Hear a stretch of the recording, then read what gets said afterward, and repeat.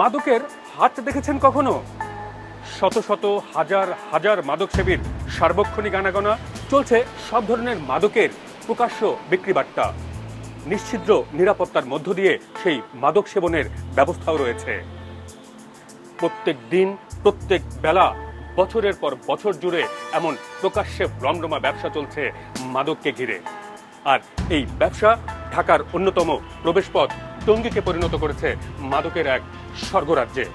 আর সবকিছুই চলছে সব ধরনের কর্তৃপক্ষের নাকের ডগায় বসে।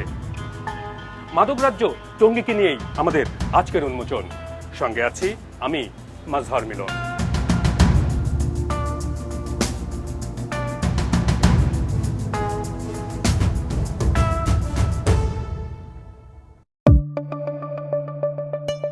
টঙ্গীর মাজার বস্তি, বিখ্যাত কিংবা কুখ্যাত মাদকের এই হটস্পটে ঠিক কি ধরনের কর্মকাণ্ড চলে তা না জেনে সেখানে যাওয়া বিপজ্জনক, এমন খবর ওই এলাকার সবাই জানেন।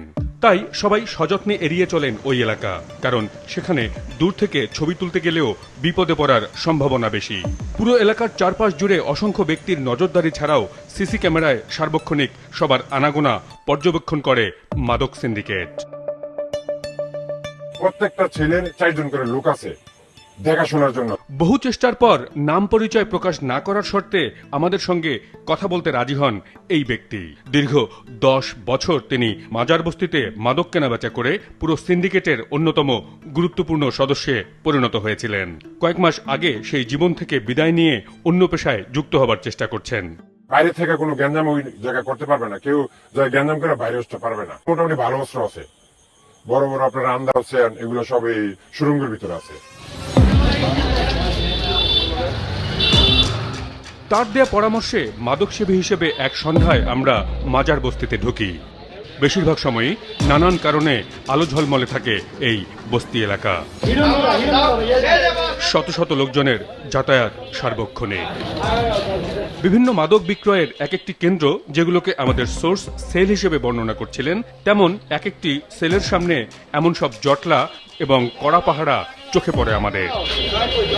একটি সেলের ভিতরে ঢুকে পড়ি আমরা, যার মালিক কিংবাবু নামের এক সিন্ডিকেট অংশীদার। মাদক, অস্ত্র, হত্যা চেষ্টা সহ অসংখ্য মামলার আসামি কিংবাবুর সেল দেখাশোনার দায়িত্ব কয়েকজন নারী পুরুষের এই দলটির। তাদের সঙ্গে ভাব জমানোর চেষ্টা করি। 5.5 আছে, 250 আছে, 1400 আছে। 1400 গ্রাম কি? কত গ্রাম? গ্রাম 5.5। 1 গ্রামের দাম? 1 গ্রামের দাম 5,500। সোর্সের দেয়া বর্ণনা এবং আমাদের চোখে মাজার বস্তির কিছু গুরুত্বপূর্ণ বৈশিষ্ট্য চোখে পড়ে। বস্তির ভেতরে এক একটি পরিপূর্ণ সেলে সাধারণত 3 অংশ। প্রথম অংশে বাইরে পাহারা দেয়া এবং ক্রেতার দৃষ্টি আকর্ষণের জন্য একটি দল থাকে, যারা 12 ঘন্টার চুক্তিতে পালাক্রমে দায়িত্ব পালন করে। দ্বিতীয় পর্যায়ে বিক্রয় ব্যবস্থাপনা এবং তৃতীয়ত মাদক সেবনের জায়গা ও ব্যবস্থাপনা। ভেতরের অংশের শুরুতেই বিক্রয় কেন্দ্র। বিক্রয় কেন্দ্রের সামনে কয়েক ডজন ক্রেতার সার্বক্ষণিক ভিড়। মূলত ইয়াবা এবং হেরোইনের খদ্দেরই বেশি। তরুণদের সংখ্যা বেশি থাকলেও ক্ষেত্রবিশেষে শিশুদেরও দেখা মেলে মাদকের এই হাটগুলোতে। সেখানেই এক কোনায় বসা সেলসম্যানদের ব্যস্ততার যেন শেষ নেই। তাদের হাতে টাকা দেয়া হলে তিনি ভেতরে এই পাইপের মাধ্যমে সেই টাকা পাঠিয়ে অর্ডার কনফার্ম করেন। তারপর ওই পাইপ দিয়ে আসে টাকার পরিমাণ অনুযায়ী নির্দিষ্ট সংখ্যক ইয়াবা কিংবা পরিমাণ মতো হেরোইন। 3 ধরনের ইয়াবা এবং নানান মাপের হেরোইন বিক্রি হয় এখানে। ইয়াবা সবচেয়ে সহজলভ্য। 2টি ইয়াবা কিনি আমরা। আগে থেকে ঠিক করা একজন মাদক সেবীকে নিয়ে ঢুকে পড়ি সেবন কেন্দ্রে। এখানে একজন ম্যানেজারের নেতৃত্বে চলে সেবনের ব্যবস্থাপনা।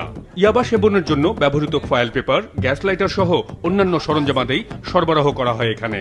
দরকার হলে সেবনের ক্ষেত্রে সহযোগিতা করারও ব্যবস্থা রয়েছে। এক একটি ইয়াবা সেবনের জন্য গুনতে হয় 20 থেকে 30 টাকা। ব্যবস্থাপকের সঙ্গে আলাপ জুড়ে দিই আমরা। কথা হয় মূলত পুলিশ কিংবা অন্যান্য বাহিনীর তল্লাশি নিয়ে। আর এরকম সিলেক্ট করলে সেখানে আগাম জানা যাবে। এগুলো আগাম জানা যাবে কয় তারিখে কখন। আমরা এটা টান দিয়ে দেখেন তো মাল ভালো।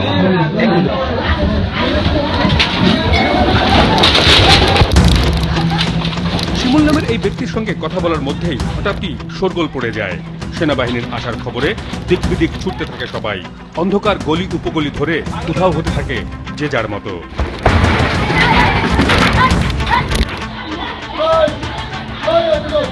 মিনিট দশকের মধ্যেই আবার সব ঠিকঠাক। আবারও ফিরে আসি আমরা, বসি মাদক সেবীদের সঙ্গে। নির্বাচনের পরে আবার শিথিল হয়ে যাবে, কারণ আওয়ামী লীগে আমি এইরকম কোনো রেট দেখিনি। আবার নির্বাচনের পরে মনে করেন যে বাবু ভাই একটা হাই দিলেই মনে করেন যে হাইডার মতো কোনো লোক নেই। এই ব্যক্তি জানান কিভাবে গঠিত হয় এক একটি সেল, কিভাবে এই ব্যবসায় ঢুকে কোটিপতি হওয়া যায় সহজেই। 5 কোটি টাকা একটা সেল বানাইতে গেলে। এই সেল বানাইতে হ্যাঁ, এটা সেলের মধ্যে কি আছে? হ্যাঁ রে বাবু ভাই জিগায়েন তো সেলের বিষয়ে কয় কোটি টাকা খরচ হয়েছে, কোটি কইবেন লাখ কইবেন। আচ্ছা, প্রথমত বাবু ভাই নিজে শুরু করতে পারে নাই, বাবু ভাইরে কেউ দিয়ে করাইছে, পরে বাবু ভাই আস্তে আস্তে এই জায়গায় আধিপত্য বিস্তার করছে। থানা আসে না? থানা হ্যাঁ, থানাটা তো আমরা 50,000 টাকা করে দিয়ে থানায় কি লিগে। কিছুদিন আগেও সেনা, পুলিশ, বিজিবির এমনই একটি যৌথ অভিযান চালানো হয়েছিল মাজার বস্তিতে। কয়েক হাজার পিস ইয়াবা, হেরোইন এবং অন্যান্য মাদক জব্দ করা হয়েছিল। প্রায় অর্ধশত খুচরা ব্যবসায়ী এবং মাদক সেবীকে আটকও করা হয়েছিল। কিন্তু যৌথ বাহিনীর ওই অভিযানের কয়েকদিনের মধ্যেই আবারও রমরমা ব্যবসা শুরু হয়েছে মাজার বস্তিতে। চলছে সারাক্ষণ, সারাদিন ধরে। মাটির নিচে সুড়ঙ্গ আছে, সুড়ঙ্গের ভিতরে জায়গা। ওই সুড়ঙ্গতে ঢুকতে হলে 4টা কেসি গেট, আগে 4টা দরজা ভাঙতে হবে, বড় বড় যে ডিল এগুলোতে কাটতে হবে, এছাড়া কোনো পদ্ধতি নাই। কাটার পরে আপনি ঢুইকা যতক্ষণ আপনি কাটবেন ঢুইকা ততক্ষণ আপনি পাবেন না। তার মাসিক চাঁদা ওঠে আপনার সর্বনিম্ন 1 থেকে 2 কোটি টাকা, ওসিরি 5 লাখ, আর দারোগার লোকে আপনার লোকে 50 কোটি। 10 জন নেতা আছে, এই 10 জন নেতা 10 জনকে মেনটেনিং করে। আবকারি ডিবি, সিআইডি বা আপনার এসবি। মাজার বস্তিতে মাঝে মধ্যেই মাদকের পাশাপাশি জুয়া এবং নাচের আসরও বসে। তার একটি ভিডিও আমাদের হাতে রয়েছে। মিনিট খানেকের ভিডিওতে দেখা গেছে জুয়া ও নাচের আসরের অন্যতম ব্যক্তি শাহাবুদ্দিন। সম্প্রতি তিনি বিএনপির মাজার বস্তি ইউনিটের অন্যতম নেতায় পরিণত হয়েছেন। যুবদলের ইউনিট সভাপতি হওয়ার দৌড়ে তিনি নাকি অনেকটাই এগিয়ে। মাজার ইউনিট যুবদলে প্রতিদ্বন্দ্বী 2 অংশের নেতা সিদ্দিকুর রহমান দুবলি এবং শাহাবুদ্দিন ডাবরুর সঙ্গে দেখা করি আমরা। তাদের দাবি, আওয়ামী লীগ আমলে শুরু হওয়া মাজার বস্তির মাদক বাণিজ্য চলছে আগের নিয়মেই, তারা সেখানে যুক্ত নন। মাজার বস্তিতে জুয়ার আসর বসানো নিয়ে প্রশ্ন করা হয় তাকে। আপনি এখানে বসেছিলেন শুধু? হ্যাঁ, এখানে জুয়া চলতেছে, আপনি এখানে বসেছিলেন? কি করবো, মানে এটা তো আমারই না, এটা তো সব আওয়ামী লীগের লোক। তবে মাজার এলাকার নতুন নিয়ন্ত্রক কিং বাবুর সঙ্গে শাহাবুদ্দিনের সম্পর্কের কথা জিজ্ঞাসা করলে একবার এক এক জবাব দিচ্ছেন শাহাবুদ্দিন। বাবুরে চেনেন না? ডুবলি ভাই, আপনি কিন্তু আমাকে বলেছিলেন যে হচ্ছে যে ভাতিজা হয় দূর সম্পর্কে, কিন্তু উনি তো বলতেছেন চিনেনি না। না চিনবো না কেন, আপনি কইতে আছেন আমার ডাইরেক্টলি ভাতিজা। মাদক ব্যবসায় নিজের সংশ্লিষ্টতা অস্বীকার করলেও শাহাবুদ্দিনের নামে অন্তত 14টি চলমান মামলার তথ্য আমাদের হাতে রয়েছে। অন্য যুবদল নেতা সিদ্দিকুর রহমান দুবলি পরে আমাদের গাড়ির কাছে এসে পরিস্থিতি সামাল দেওয়ার চেষ্টা করেন। দাবারুকুরনের লোক বাবু, তাহলে আপনারা বলতেছেন কেন যে হচ্ছে যে কিং বাবুরে চেনে না এবং কিং বাবুর সাথে কোনো সম্পর্ক নেই? রক্ত সম্পর্ক নেই, এটা কইছে। শাহাবুদ্দিনের আপন ভাইয়ের মাজার বস্তিতে মাদকের সেল থাকার বিষয়ে প্রশ্ন করা হলে আমতা আমতা শুরু করেন তিনি। দাবারুর ভাই করে না? না না, এখন কোনো কথা। আগে কখন করছে? অনেক আগে, 13 সাল থেকে গেছে, 13 সালে মামলা করছে তো ওর নামে, অনেকটি মামলা, আর 7-8টা মামলা আছে ওর নামে, পেন্ডিং মামলা। তার ভাই এখনো এখানে বিজনেস করে? তাহলে পলায় করতে পারে, এমনি কিছু নাই। সেল টেলের কথা কইলেন যে না, এটি নাই কিছু, পলায় করে হইতে পারে। মাজার বস্তির গলি জুড়ে আমাদের চোখে পড়েছে অসংখ্য দামি সব মোটরসাইকেল। শুধু টঙ্গী নয়, ঢাকা গাজীপুরের দূর দূরান্ত থেকে তরুণেরা মাজার বস্তিতে আসে এমনই একদল যুবকের সঙ্গে আড্ডা দেওয়ার সুযোগ তৈরির জন্য 100 টাকার গাঁজার পুড়িয়া কিনি আমরা। সেখানে দেখা যায় লাইন ধরে অপেক্ষাকৃত কম দামি এই মাদক কিনছেন মাদক সেবীরা। সেই পুড়িয়া সেবনের উপযোগী করতে সহায়তা নেয়ার কথা বলে আমরা গল্প জুড়ে দেই রাজধানীর মুগদা এলাকা থেকে আসা এই তরুণ মাদক সেবীদের সঙ্গে। কিছুক্ষণ আগে হেরোইন সেবন করে তাদের কেউ কেউ অসুস্থ হয়ে পড়ায় সেখানে বিশ্রাম নিচ্ছিল। জানা গেল তাদের নিয়মিত গন্তব্য যাত্রাবাড়ির মাদক আস্তানা অনিরাপদ হওয়ায় এখানে এসেছেন তারা। ঢাকা শহরে বর্তমানে চলে যায়, প্রতিদিন 1 কেজি মতো মাল বেচা হয়ে যাবো। কত? 1 কেজি। কাজ কত করে? 3000। মাজার বস্তি থেকে বের হওয়ার আগে হঠাৎই পরিচয় হয় এই শিশুর সঙ্গে। তাৎক্ষণিক ছিনতাই করে আনা একটি স্মার্টফোন বিক্রি করতে চায় সে। কত হইলে দিবা? 3000। বেচবা কত হইলে? বুঝতে বাকি রইল না, টঙ্গী এলাকায় চুরি ছিনতাইয়ের মতো অপরাধের অভয়াশ্রম গড়ে উঠেছে এই মাজার বস্তির রমরমা মাদক বাণিজ্য ঘিরেই।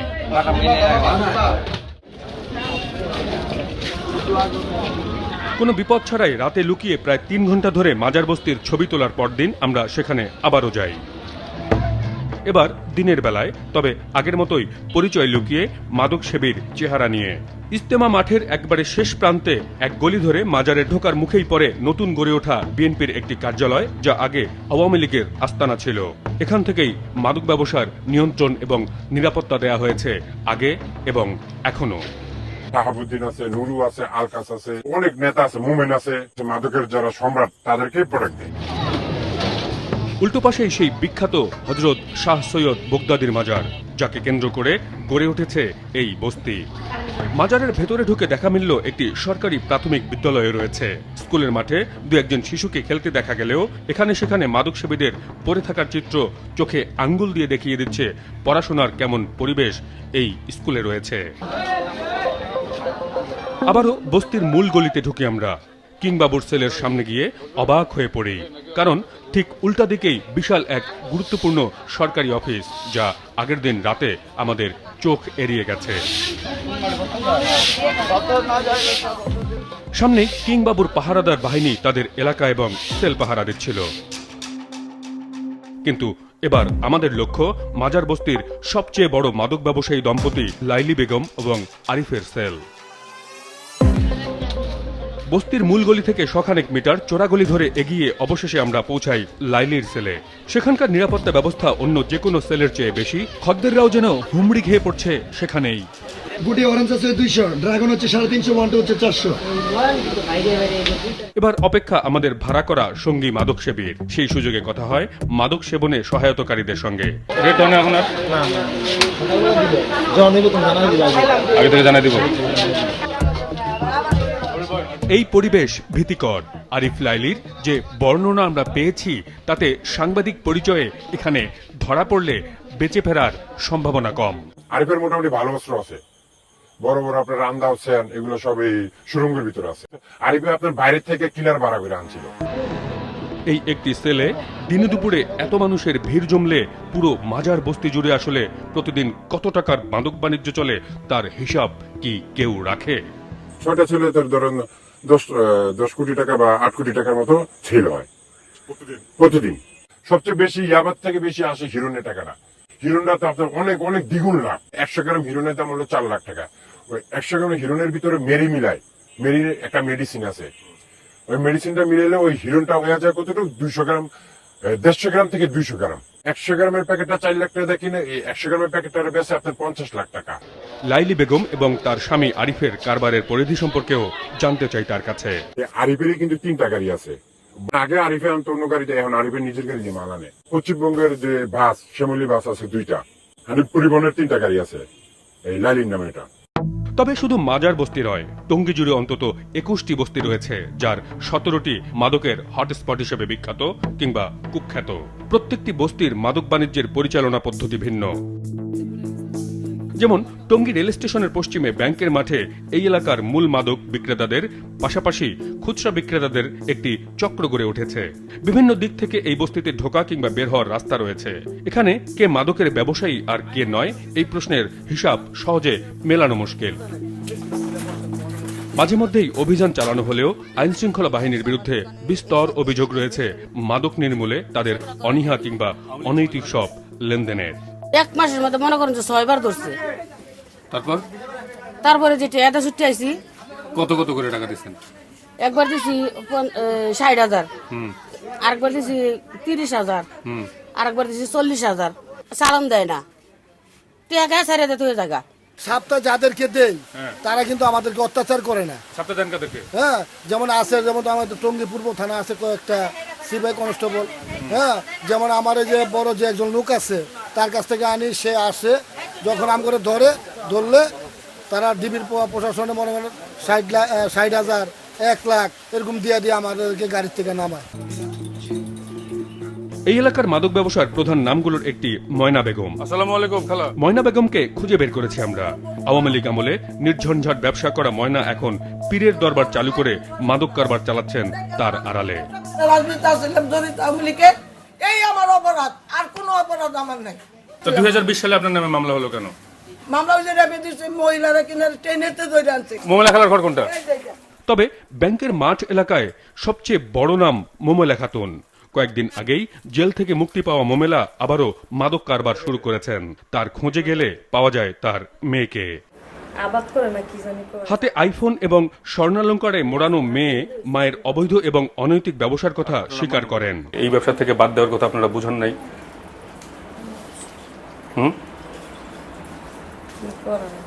বুঝেন নাই? ছোটবেলা থেকে চেষ্টা করেন নাই? বুঝছি তো, আগে তো করছে, আমরা তো আর করি না।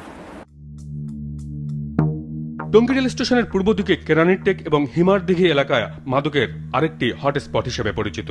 রেল স্টেশন সংলগ্ন হওয়ায় রেলপথে মাদক পরিবহনের সবচেয়ে নিরাপদ কেন্দ্রে পরিণত হয়েছে এটি।